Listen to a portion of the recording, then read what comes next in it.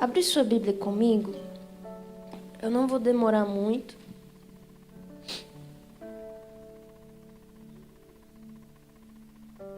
Apocalipse capítulo 2.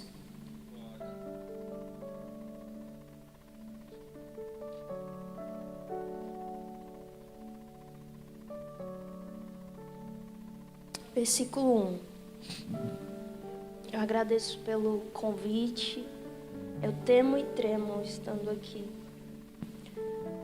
Bispo Maurício, sua família, que é minha família também agora. Muito obrigada. Eu amo vocês, amo mesmo. E aquele quarto é meu agora, viu? Você que veio aqui, acredito que Deus tem uma palavra para nós. Amém? Está escrito assim, Apocalipse 2. Ao anjo da igreja em Éfeso escreve: essas coisas diz aquele que conserva na mão direita as 7 estrelas e que anda no meio dos 7 candeeiros de ouro. Conheço as tuas obras, tanto o teu labor como a tua perseverança, e que não podes suportar homens maus, e que puseste à prova os que a si mesmos se declaram apóstolos e não são, e os achaste mentirosos. E tens perseverança, e suportastes provas por causa do meu nome, e não te deixastes esmorecer. Tenho, porém, contra ti que abandonastes o teu primeiro amor. Lembra-te, pois, de onde caístes, arrepende-te e volta à prática das primeiras obras. E se não, venho a ti e moverei do seu lugar o seu candeeiro, caso não te arrependas. Quero ler o versículo 5 de novo. 4 e 5. Tenho, porém, contra ti que abandonastes o teu primeiro amor. Lembra-te, pois, de onde caíste, arrepende-te e volta à prática das primeiras obras. E se não, venho a ti e moverei do seu lugar o seu candeeiro, caso não te arrependas. Amém? Feche os seus olhos. Senhor, nós queremos te agradecer, Pai. Se nós ainda não falamos o quanto nós somos gratos, nós queremos te dizer agora, Pai, nós somos gratos. Nós te amamos porque o Senhor nos amou primeiro. Obrigada por esse privilégio que é para nós poder estar em comunhão, poder estar na tua casa, poder entregar ao Senhor não o que sobra do nosso tempo, mas o que nos prova. O que prova o nosso coração, o que prova a nossa mente, o que prova a obra que o Senhor tem feito dentro de nós. Pai, nós somos carentes da Tua palavra. Eu, Karen, sou carente de ouvir a Tua voz como nunca antes.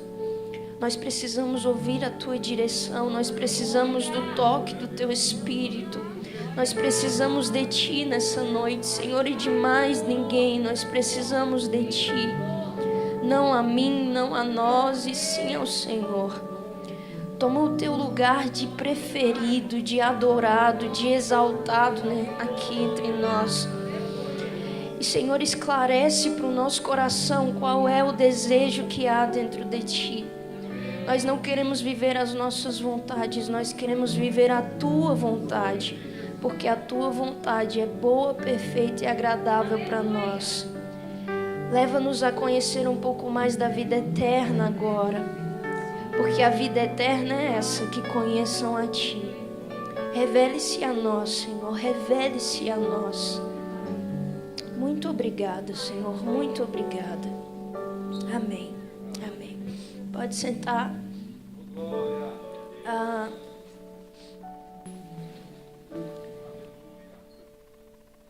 Quando eu estava no avião vindo para cá, eu me lembrei muito dessa passagem. Só que é culto de adolescentes e de jovens, né? Eu falei, Deus, será mesmo que é isso? E fiquei naquela luta, né? O Espírito Santo falando, é isso. E eu falando, não é não.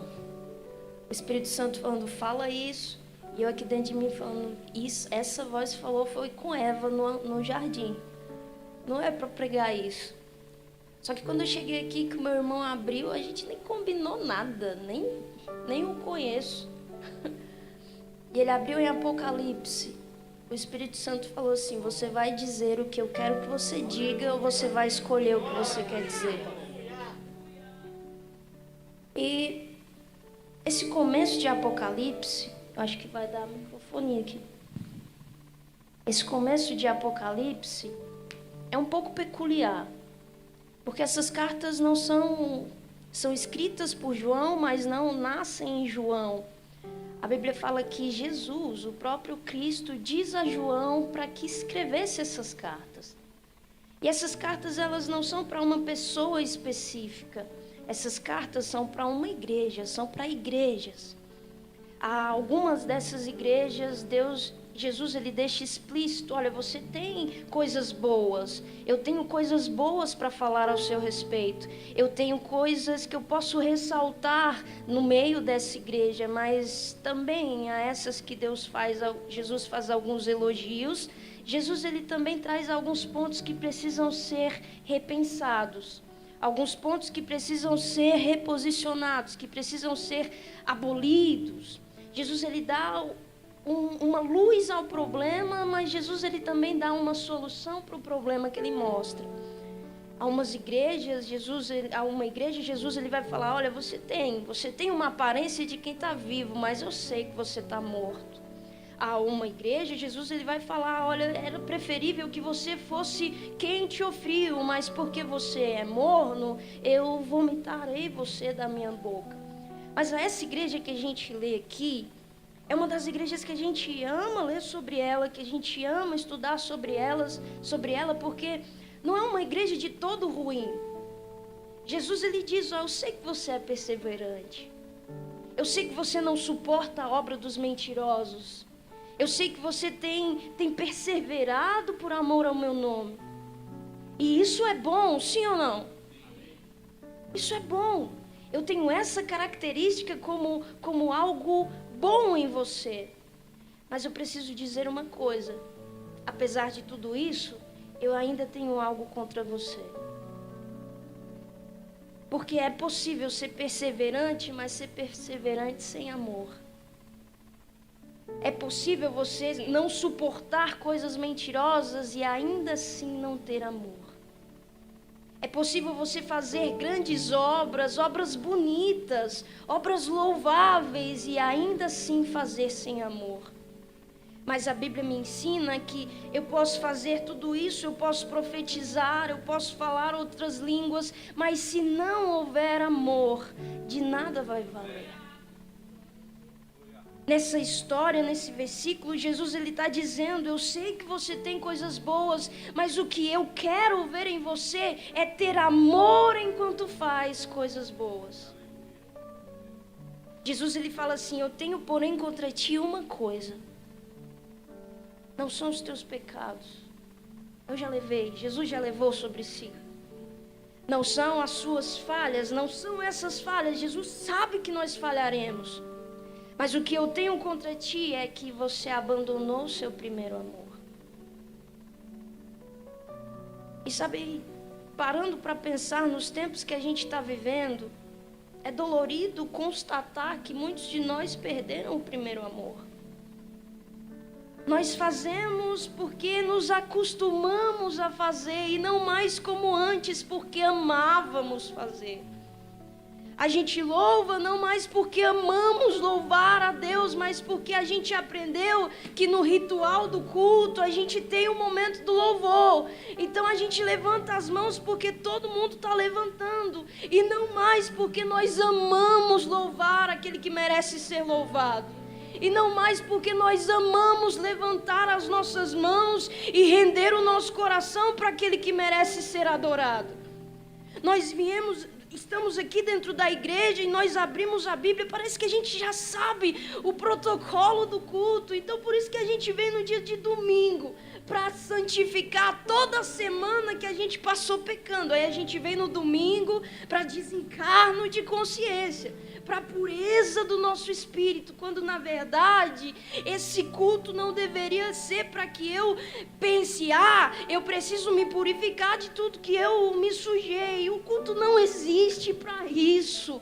O culto existe para adorar aquele que é digno, e enquanto eu adoro, ele me limpa, enquanto eu adoro, ele me purifica, enquanto eu adoro, as velhas coisas se passam e tudo se torna novo, porque a cada culto eu tenho um novo encontro com Cristo. A cada culto eu tenho um renovo no meu amor por Ele. O culto, eu ouço muitos jovens, uma galera falando, o culto de tal dia não foi bom, a pregação de fulano não foi bom, o louvor de fulano não foi bom. É porque a gente está esperando de homens aquilo que nós deveríamos fazer para Deus. Para quem está bem com Deus, o culto é bom, independente de quem é afinado, de quem não é. Independente de quem é alfabetizado e lê a Bíblia, ou de quem só tem o seu testemunho de vida para contar. Nós estamos bem com Deus. Nós entramos nessa porta não porque tem um atrativo de campanhas, um atrativo de fotos e cartazes, não. O atrativo do culto é cultuar aquele que está sendo entronizado nele. É entregar o meu coração a Deus. A gente entra aqui não para começar, a gente entra aqui para testificar do culto que a gente já começou quando abriu os olhos. O culto começa quando a gente abre os olhos. O culto começa quando a gente tem uma nova oportunidade de dia. Aí o culto começou. Aí o culto começou. Jesus, ele está falando, você é perseverante, mas você não tem amor. Você venceu as lutas, mas você não tem amor. Você venceu algumas coisas, você não suportou algumas coisas mentirosas que foram ditas, mas você não tem amor. Qual é o valor de tudo isso? São boas obras, sim ou não? Mas edificadas na motivação errada. E tudo aquilo que não está edificado no amor me cansa. Tudo aquilo que não está sobre a plataforma do amor me pesa. É por isso que algumas vezes você vai em alguns lugares e você percebe. Algumas pessoas são leves, são felizes. E isso não precisa de um motivo plausível aqui. O que torna elas assim é fazer com amor. O que torna elas assim é viver com amor. O que torna elas assim é saber que Cristo amou elas primeiro. Então, por causa disso, eu posso amá-lo também. Não com um amor que vem de mim, mas com um amor que Ele colocou em mim para ser devolvido para Ele. Já outras, você percebe que para elas estar na casa do Senhor é um peso. Vem resmungando, vem murmurando, vem frustrado. Deixa eu te falar, querido, é porque o seu amor está se esfriando e você ainda não percebeu. A Bíblia fala, Jesus, ele fala que por se multiplicar a iniquidade lá nos últimos dias, o amor de muitos se esfriará. E que Deus nos livre de ser parte desses muitos, mas que Deus nos preserve como aqueles poucos que ficam subentendidos, que manterão seu amor aceso. Eu vou fazer, mas vou fazer com amor, por amor, porque dele, por ele, para ele são todas as coisas. E se eu amo, eu faço. Eu vou perseverar, não para que me vejam perseverar, mas porque eu amo tanto que nada vai me parar.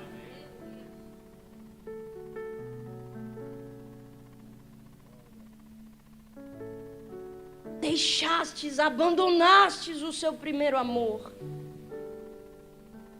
Jesus, ele não está falando que o amor foi roubado. Jesus, ele não está falando que o amor foi perdido. Jesus ele não está falando que o amor foi levado com algumas circunstâncias. Jesus está falando, você abandonou. Você desistiu. Você deixou. Então, se foi eu que abandonei, se foi eu que deixei de lado, se foi eu que me esqueci, quem deve voltar para buscar? O meu pastor. O pastor vai orar e depois que o pastor orar por mim, eu vou voltar a ter aquele fogo por Deus. Querido, não vai. O meu líder vai orar pela minha casa, pela minha família, e nós vamos voltar àquela comunhão, aquele amor. Não vai, porque quem está dentro da casa é você. Quem abandonou o primeiro amor foi você. Como eu abandonei, Karen, deixando que a pressa sufocasse ele, deixando que o cotidiano de intensas coisas para fazer, de desesperos para solucionar, fosse aquilo que sobressaísse o amor que você tinha por Deus. E aí a gente vai matando esse amor, a gente vai sufocando esse amor, a gente vai abandonando esse amor. Porque o amor, ele é algo que precisa ser cultivado. Amor é algo que precisa ser regado. Não basta só plantar, a gente tem que cuidar. Não basta só dizer eu tenho amor, eu preciso praticar amor. Não basta só postar que eu amo a Deus, eu preciso ter uma vida diária de prática e comportamentos que revelam que eu de fato amo. Não basta só caminhar com uma blusa escrito que amamos Jesus. Porque às vezes a blusa diz uma coisa, a boca diz uma coisa, mas a nossa vida diária conta o avesso de tudo isso. A gente fala que ama, mas a gente não sabe amar. A gente fala que ama, mas a gente não ora mais. A gente fala que ama, mas a gente não cuida mais desse amor com Deus. E na nossa cabeça está tudo bem, mas você não percebeu, está ficando para trás, você está abandonando, está se esfriando. E a gente vem e canta sobre fogo, mas o amor está se esfriando. Porque a gente quer fogo na nossa empolgação e não fogo no nosso amor. A gente quer fogo nos nossos sonhos, nas promessas, mas a gente não quer fogo no amor por aquele que prometeu. Ele vem antes da promessa. Na verdade, ele é a maior promessa. A gente quer fogo nos cultos, mas a gente não carrega esse fogo para dentro da nossa casa. Deixa eu te falar uma coisa, meu querido, nessa pandemia Deus fechou a porta de muitos lugares, mas existe uma porta que não se fechou, que é a porta do seu quarto. Mateus 6, entra para o seu quarto e fale com Deus em secreto, a porta não se fechou. A gente testifica do amor fora, mas a gente cultiva ele lá dentro. A gente testifica, frutifica dele aqui fora. Amo a Deus e ao meu próximo como a mim mesmo, mas o primeiro passo é cultivar o meu amor a Deus. É por isso que a gente não sabe mais se relacionar com as pessoas, porque o primeiro passo está sendo negligenciado. Não amamos nem a Deus que nos amou primeiro, quanto mais ao nosso irmão.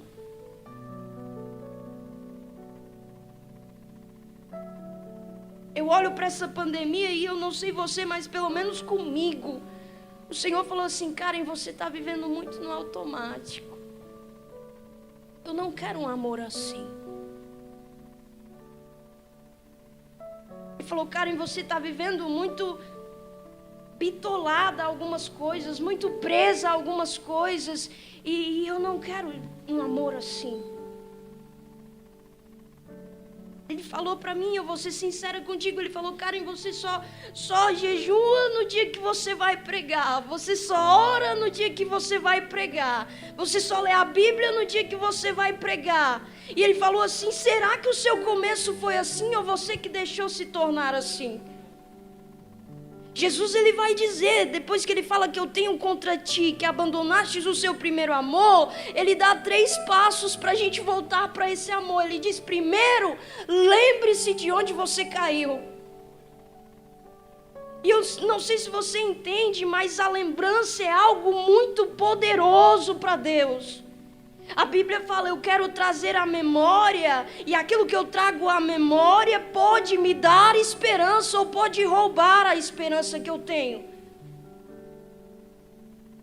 Ele diz para os jovens: lembre-se do seu Criador. Ele diz aos seus filhos em muitas histórias na Bíblia: lembre-se do que eu te disse, lembre-se do que eu te mostrei.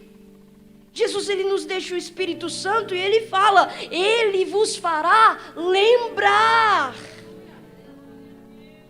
Porque quando as coisas apertarem, quando a gente olhar para o futuro e não conseguir ver nada claramente, o Espírito Santo nos fará lembrar de tudo que Jesus disse, de tudo que Jesus fez.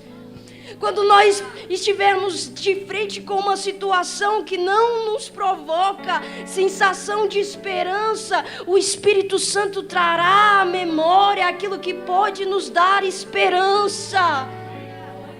Quando a nossa juventude estiver sobressaindo o nosso amor a Deus, ele vai falar: lembre-se, o Espírito Santo te fará lembrar do seu Criador, não na sua velhice, mas ainda nos dias da sua mocidade.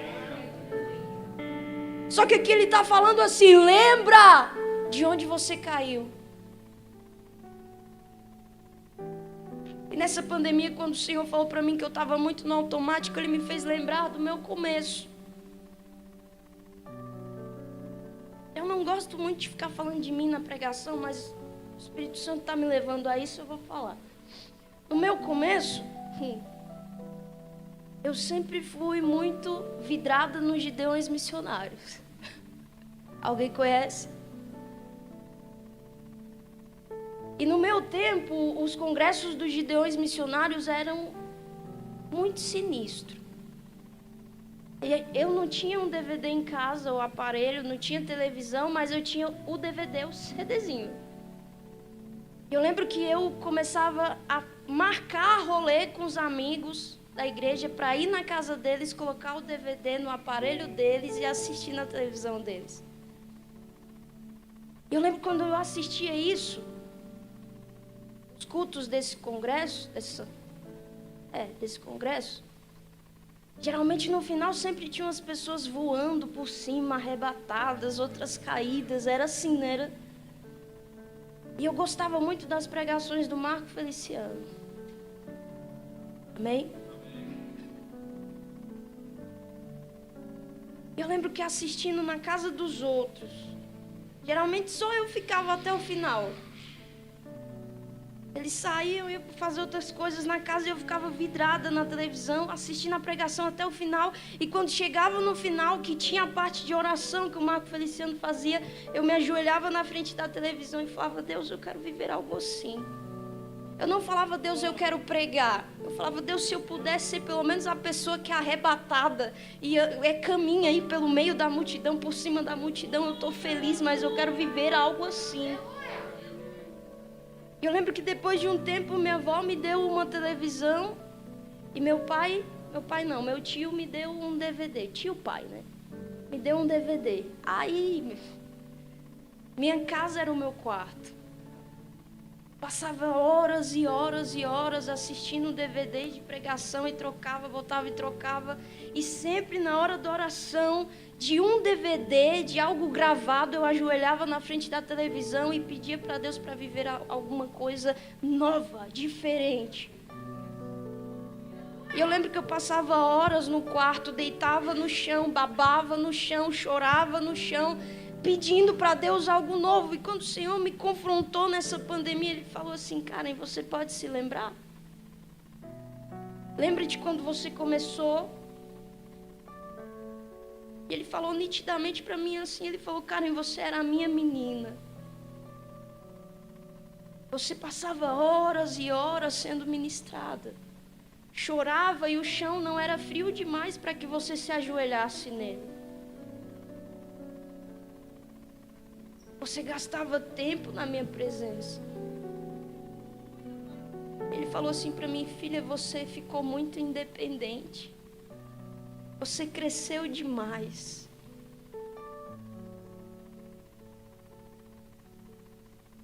Hoje o chão é frio demais para você se ajoelhar por muito tempo.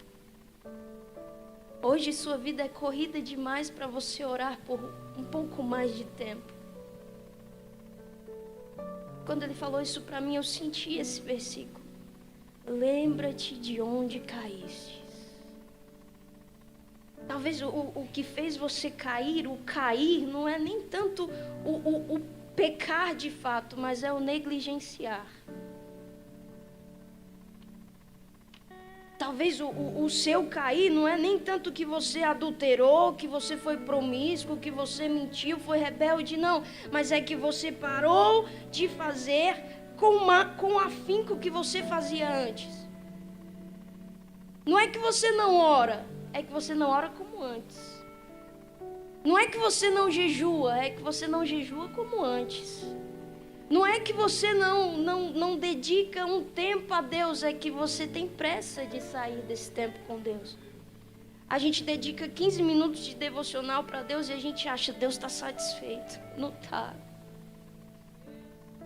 A gente dedica um culto de 2 horas a Deus e a gente acha que Ele está satisfeito com o meu louvor. Não, a gente precisa voltar a entender que esse primeiro amor me leva a dedicar uma vida e não só um momento. Esse primeiro amor me leva a entregar a minha vida e não só uma parte dela.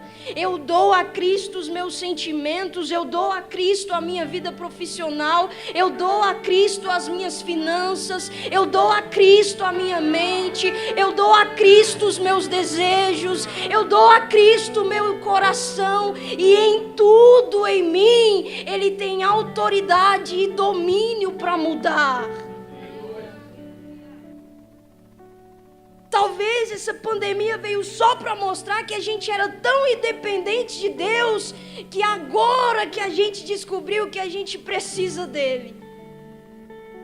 A gente sempre teve um plano B guardado no bolso. Deus nos deu uma promessa e a gente acredita na promessa, mas talvez Deus errasse no tempo de cumprir a promessa. Então meu plano B vai fazer a promessa se cumprir no tempo que eu achar certo. Não é assim. Talvez a gente ainda tinha um plano B guardado nas folhas, no meio das folhas da nossa Bíblia. E a gente lembra das promessas que Ele diz, e a gente é perseverante pela promessa, não pela confiança naquele que prometeu. A gente é perseverante pela palavra e não pela confiança naquele que nos deu a palavra. Então a gente não está caminhando por fé, a gente está caminhando por vista. A minha vista me dá um esboço do que eu tenho que fazer para chegar na promessa. A minha fé não, ela tira o meu chão e me bota diante daquele que me prometeu.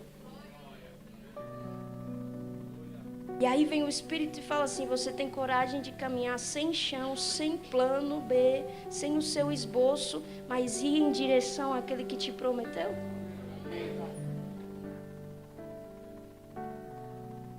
Lembra-te de onde caíste. Minha avó, ela costumava dizer que o primeiro passo para você mudar algumas coisas é você reconhecer quais são elas. Jesus, ele diz: lembra de onde caístes e arrepende-te. Porque não é só lembrar. Eu lembro que eu conversei com uma menina um tempo atrás no Instagram. Ela falou assim: Karen, um dia eu senti a presença de Deus. Um dia eu jejuei. Um dia eu consegui me entregar totalmente a Deus. Um dia. E eu falei para ela, cara, por que você deixou esse dia passar? Porque o que hoje você fala que foi um dia, se você tivesse decidido sentir todos os dias, não passaria. Se você tivesse cultivado o desejo por sentir de novo, não passaria. Se você tivesse cuidado do seu coração para ansiar viver de novo, não passaria. Então o que eu faço, cara? Eu falei para ela, volta para aquele dia. Não volta no tempo, mas volta a pedir para Deus que você sinta como naquele dia. A gente lembra de onde a gente errou. A gente reconhece aonde a gente errou, mas a gente não tem peito para se arrepender. Porque a gente não quer falar para Deus que a gente estava errado. A gente quer falar para Deus que Ele errou. A gente até reconhece, eu não deveria ter falado isso, foi desnecessário, foi no momento errado. Eu não deveria ter me comportado assim. Mas já foi, é meu jeito, aconteceu.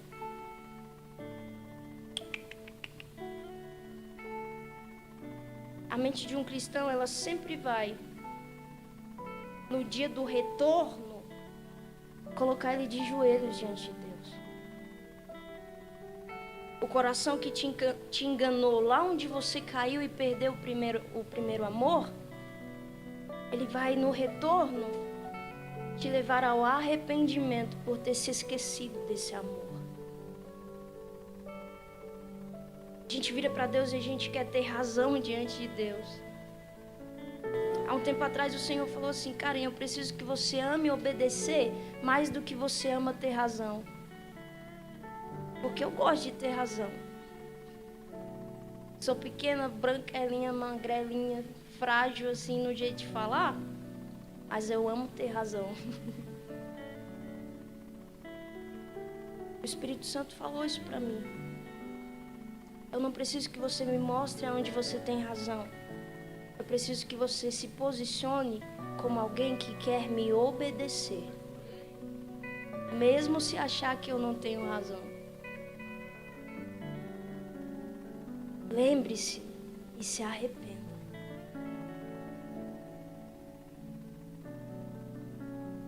Lembre-se e se arrependa.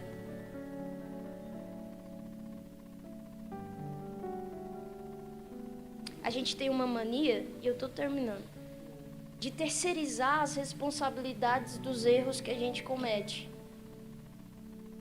A gente peca, e aí parece que a gente quer virar para Deus e falar, Deus, foi fulano que me apresentou.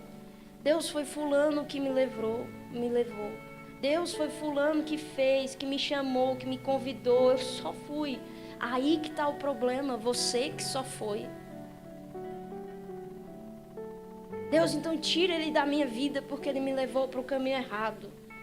Deus, então arranca ele da minha vida porque ele disse algo que me tentou.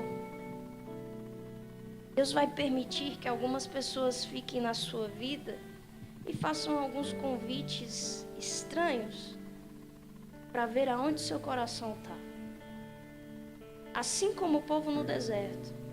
Deus permitiu o deserto, Deus os levou ao deserto e a Bíblia fala, Deus diz, eu coloquei vocês no deserto para saber o que existia no coração de vocês.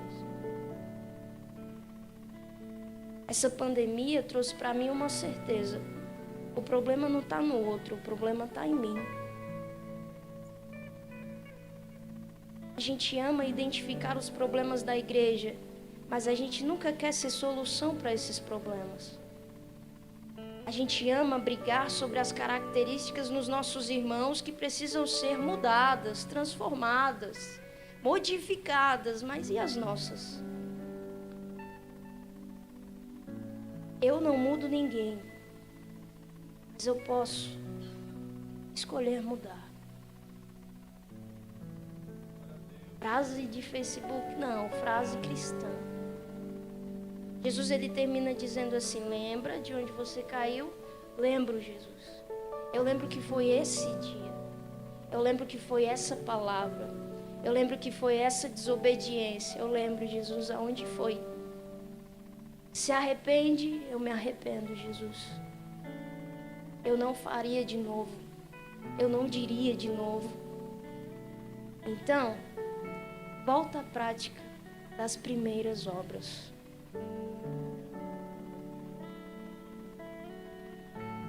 Sabe o que Jesus está dizendo? Ele está falando assim: lembra o que aconteceu que te fez parar de fazer algumas coisas? Lembro. Se arrepende de ter parado de fazer? Me arrependo. Então volta a praticar. Talvez para você seja uma vida mais constante de oração. O jovem acha que não precisa orar, nós precisamos orar. Eu lembro quando eu era mais nova, no círculo de oração da minha igreja, eles sempre estendiam um banner escrito: pouco oração, pouco poder, nenhuma oração, nenhum poder, muita oração, muito poder. Porque a oração muda as coisas. E ela não existe para mudar Deus. Se você tem orado pedindo para que Deus reveja a vontade dele, está errado. Deus, eu quero viver a tua vontade, mas eu queria que ela fosse assim. Deus, eu quero viver o propósito, mas eu queria viver este propósito. Será que o Senhor pode mudar o seu propósito e colocar o meu no lugar do seu e falar que o meu é seu? A oração existe para mudar a gente em direção ao propósito de Deus.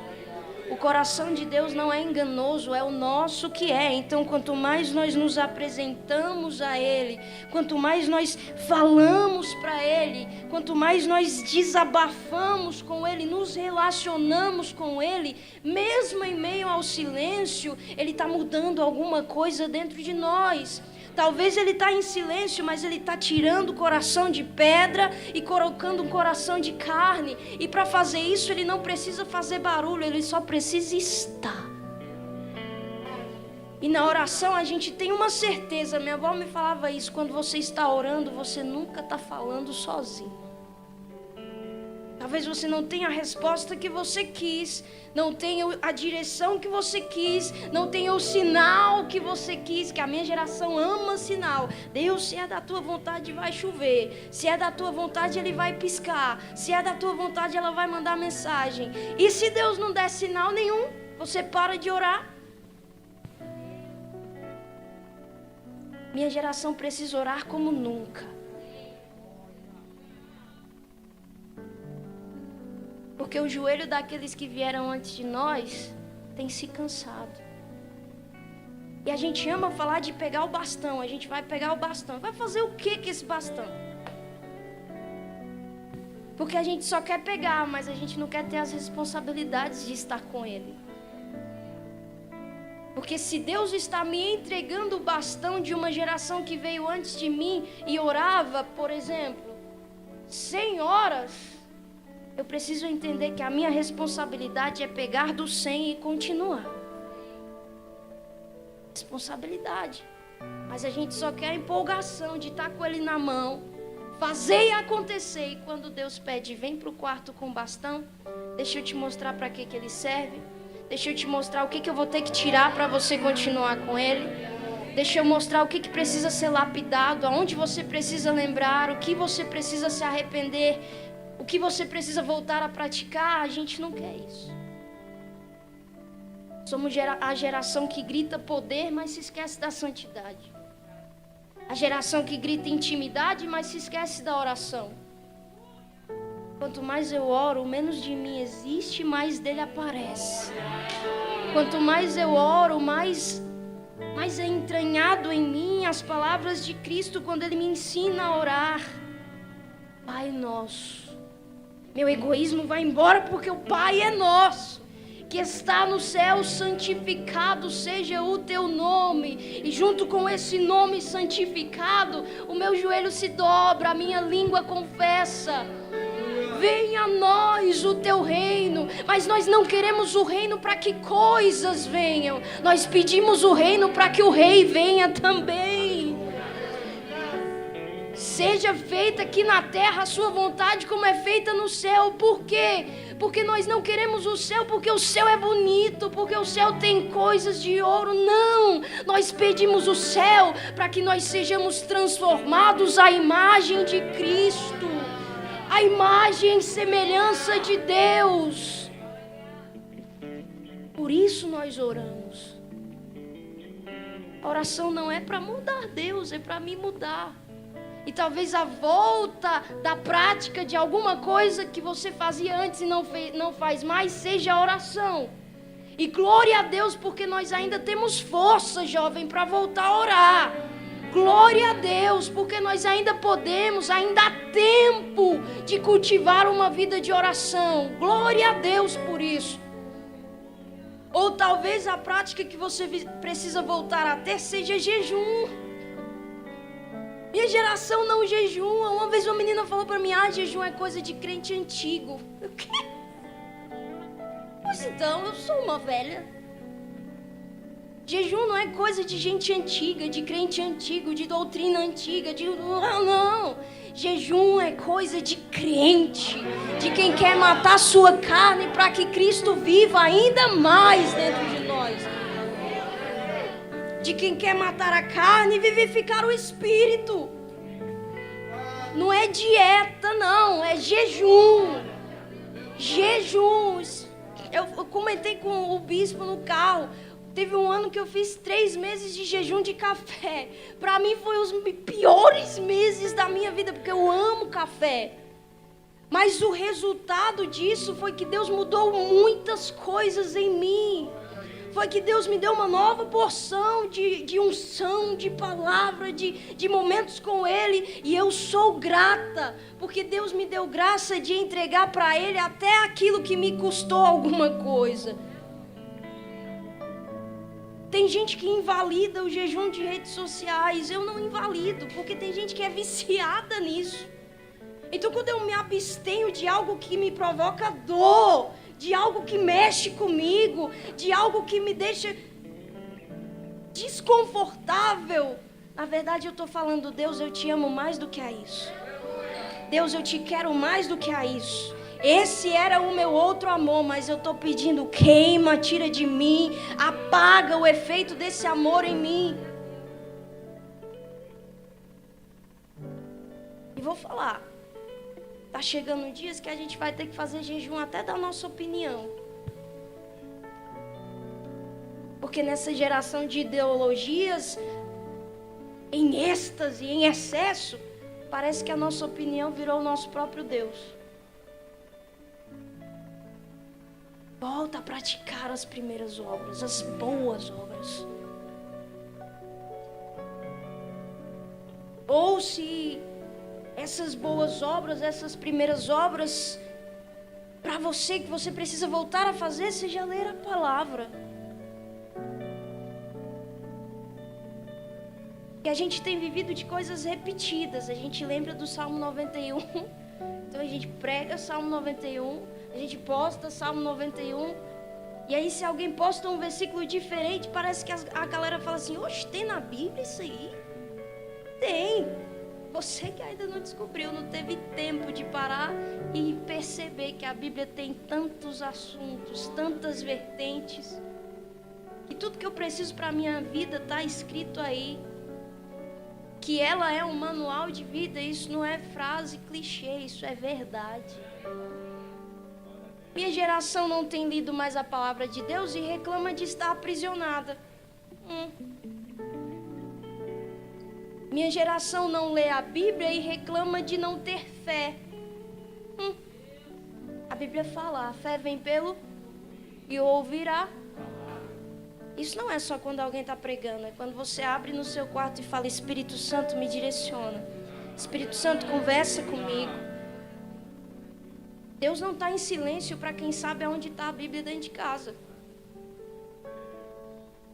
Eu me sinto presa. Jesus, ele diz: conhecereis a verdade, e a verdade.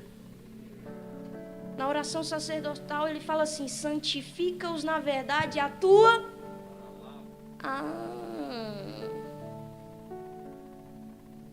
Por isso que a gente está preso demais. Porque falta palavra. Falta palavra verdadeira.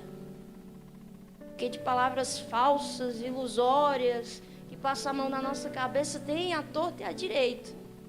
Só que Deus não é vovô, Deus é pai. Deus é pai. E a Bíblia fala, se for preciso, ele vai corrigir aquele que ele ama. E a correção não diz que ele não ama, a correção diz que ele ama demais. Minha geração é forte não pela empolgação, mas pelo fundamento. João, ele diz, jovens, você é forte. Mas você é forte se a palavra de Deus está em você. A gente é forte lutando uma guerra com o fundamento errado. É por isso que eu aprendi uma coisa. E essa pandemia me fez voltar a esse pensamento. Antes de ficar em pé para falar qualquer coisa, se sente para ouvir e aprender. Se sente para ouvir e aprender. Jesus, ele diz, aprendei de mim. De quem? Aprendei de mim.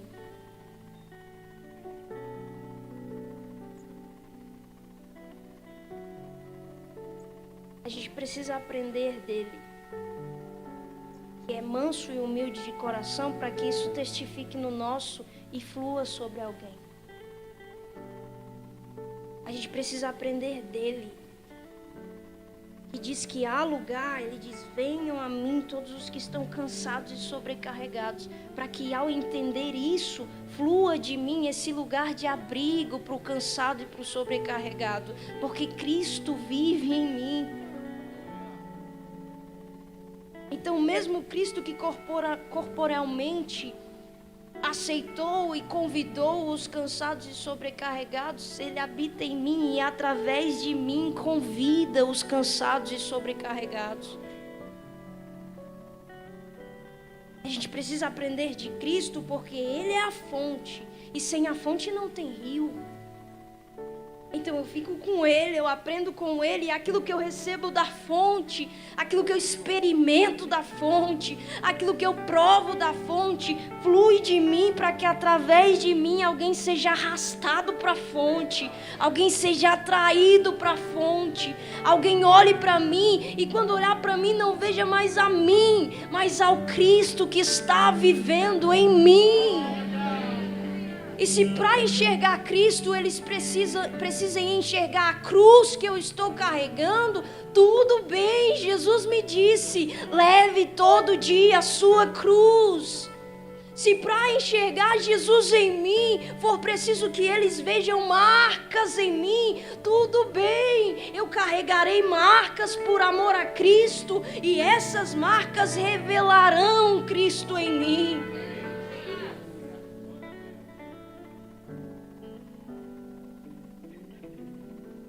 Jesus dá essas 3 sugestões. Lembre-se de onde você caiu. Se arrependa e volte a praticar as primeiras obras. E essas sugestões são para uma coisa: para que você volte ao lugar em que você abandonou o seu primeiro amor. Nessa pandemia, Deus ele me falou uma coisa. Falou assim, Karen, só vai continuar de pé nos últimos dias, quando o amor de muitos estiver esfriando, quem conservar dentro de si o amor dos primeiros dias. O amor dos primeiros dias não é um amor irresponsável, mas é um amor radical. O amor dos primeiros dias não é um amor que negligencia as consequências das suas atitudes, mas é um amor tão intenso que age. Não fica só preso na fala, ele se torna ação. Se para demonstrar amor a Cristo for preciso que você chegue mais cedo e limpe a igreja, faça isso. Não é se rebaixar, é amar. Se para demonstrar amor a Cristo for preciso que você vire a outra face para quem já acertou um lado da sua, faça. Não é fraqueza, é amor. Se preciso for para demonstrar o quanto você está em um primeiro amor com Cristo, que você ame o seu inimigo, ame. Ame. Ame. Não é hipocrisia.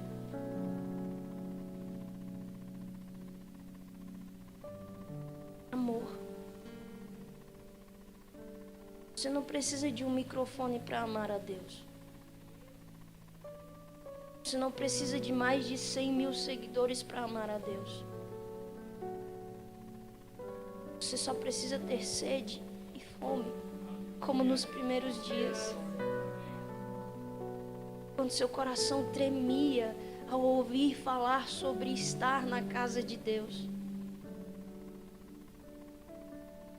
Quando seu ser tremia quando você ouvia o nome de Jesus ser mencionado por alguém. Um amor tão profundo que o seu corpo respondia. Nem quando você está apaixonado, que alguém, quem você ama, vem e chama teu nome, dá até um arrepiozinho assim. Deus. Quando você ouvia alguém falar o nome de Deus, seu corpo respondia a esse amor. Você pulava, você chorava, você dançava na presença de Deus, mas seu corpo respondia. Porque o seu coração já estava respondendo. A sua mente já estava respondendo. E isso só frutificou. Fica de pé comigo.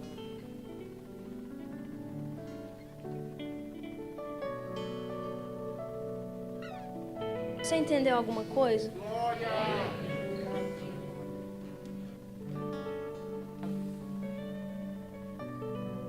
Deus sabe o quanto você foi perseverante nessa pandemia. Mas talvez você esqueceu de uma coisa. Amá-lo em meio à pandemia.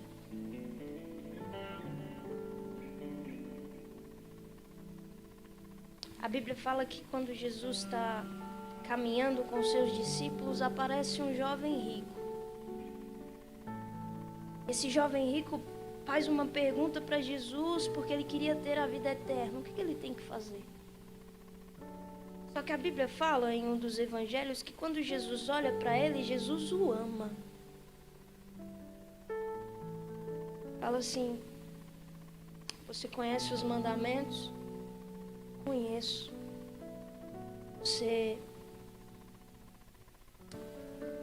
Falta uma coisa para você ainda.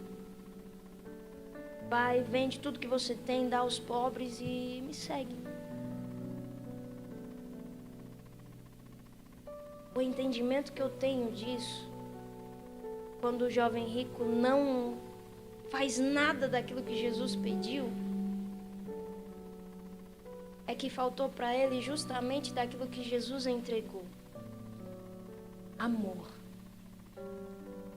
Quando Jesus olha para o jovem rico, Jesus o ama, mas quando o jovem rico olha para Jesus, diante de palavras duras de ouvir, de palavras de confronto, não há tanto amor assim para que ele consiga ficar.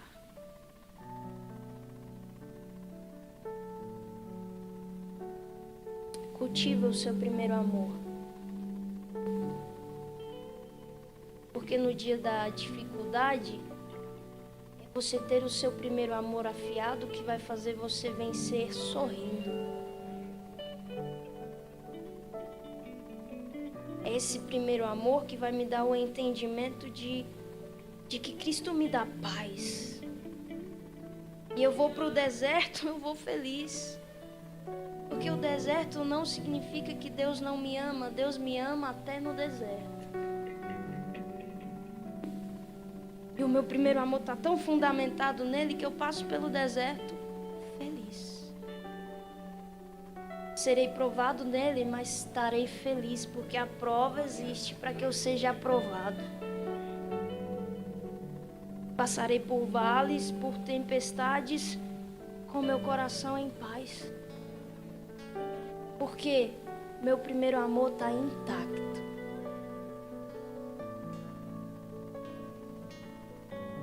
Feche os seus olhos. Eu vou orar por você e termino minha parte aqui. Senhor, eu quero te apresentar os meus irmãos, Pai. Talvez o Senhor frustrou algumas expectativas deles sobre esse ano.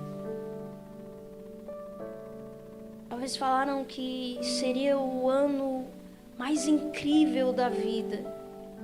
E os olhos deles não têm enxergado que tem sido assim.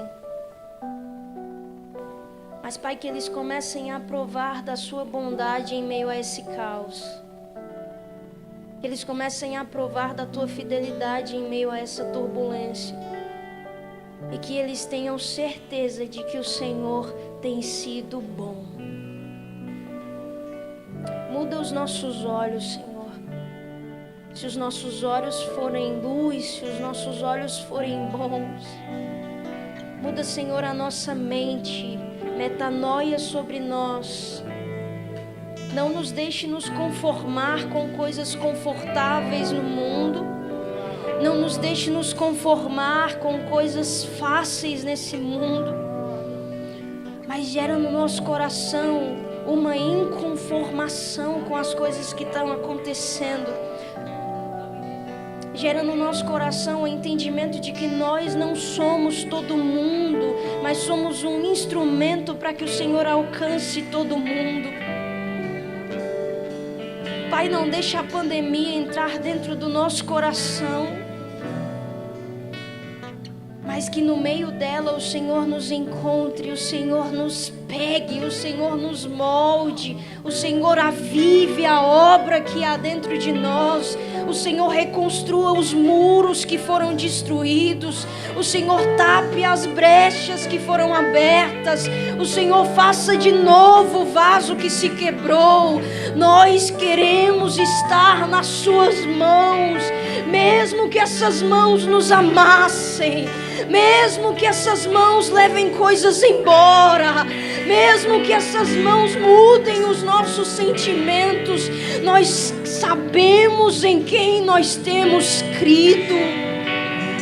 A pandemia não te fez mentiroso, muito pelo contrário, nós estamos experimentando que o Senhor continua sendo verdadeiro, que o Senhor continua sendo fiel. Abre os nossos olhos, abre o nosso coração, arranca o nosso engano, purifica a minha geração, limpa-nos do pecado, limpa-nos da inconstância, arranque de nós a negligência, torna a dar-nos a alegria da salvação. Gere em nós sede e fome como nos primeiros dias, paixão intensa como nos primeiros dias, amor pela tua palavra, amor pela tua casa, amor por ti, amor por ti. Não nos deixe ser como éramos antes. Atraia-nos, Senhor. Atraia-nos, Senhor. Atraia-nos. Espírito Santo, nos faça lembrar. Espírito Santo, nos leve ao arrependimento. Espírito Santo, nos faça praticar obras boas outra vez. Nós queremos orar mais, nós queremos jejuar mais, nós queremos nos entregar mais, nós precisamos morrer um pouco mais, nós queremos diminuir mais, para que o Senhor seja conhecido. Entra na nossa casa, entra na nossa família, entra nos nossos lares e entre nos nossos corações mais uma vez. Nós queremos ouvir a sua voz como ouvíamos antes. Nós queremos ouvir, sentir a tua presença como sentíamos antes. E se nós nunca sentimos, comece a nos afiar, comece a nos alinhar, comece a nos afinar.